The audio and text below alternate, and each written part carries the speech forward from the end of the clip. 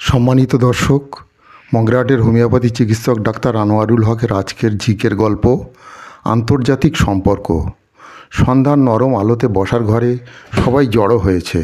দাদা অনেক, বোন আঁখি আর ছোট ভাই ইরাক চায়ের কাপ হাতে নিয়ে অনেক বলল, আজ একটা গুরুত্বপূর্ণ বিষয় নিয়ে আলোচনা করব, আন্তর্জাতিক সম্পর্ক। আরে এটা তো খুব সিরিয়াস বিষয়, আঁখি বলল। ঠিক তাই, কিন্তু মজার ছলে বুঝলে সহজ হবে। অনেক হাসলো। তাহলে শোনো আজকের গল্প। গল্পের নাম দিয়েছি দুই দেশের বন্ধুত্ব ও প্রতিযোগিতা। দুই দেশ ছিল, জামল্যান্ড, রাফলিয়া। একসময় তারা খুব ভালো বন্ধু ছিল।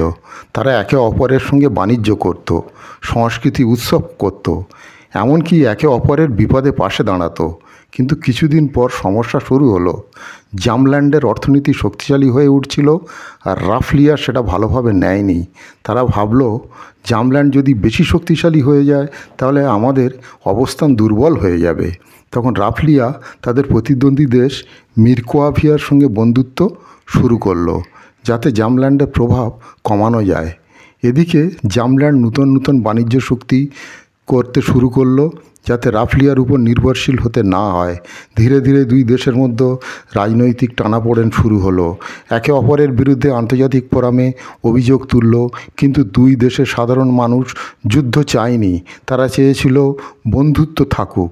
একদিন এক শান্তিপ্রিয় নেতা সামনে এলেন। তিনি বললেন, কেন আমরা প্রতিযোগিতাকে শত্রুতা বানাচ্ছি, বরং নিজেদের স্বার্থ বজায় রেখে বন্ধুত্বপূর্ণ সম্পর্ক রাখতে পারি।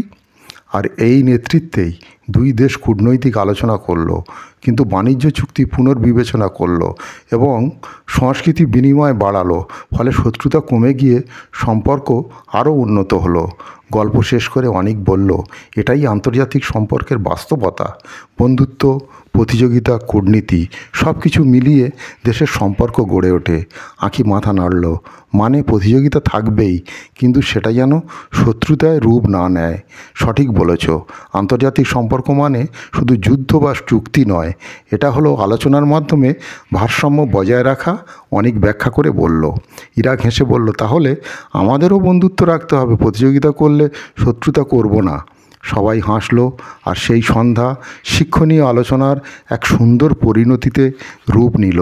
সুপ্রিয় দর্শক, আজকের এই গল্পটি যদি ভালো লেগে থাকে চ্যানেলটিকে সাবস্ক্রাইব করে রাখতে পারেন, আর ভিডিওটিকে লাইক ও শেয়ার করুন। ভালো থাকুন, সুস্থ থাকুন।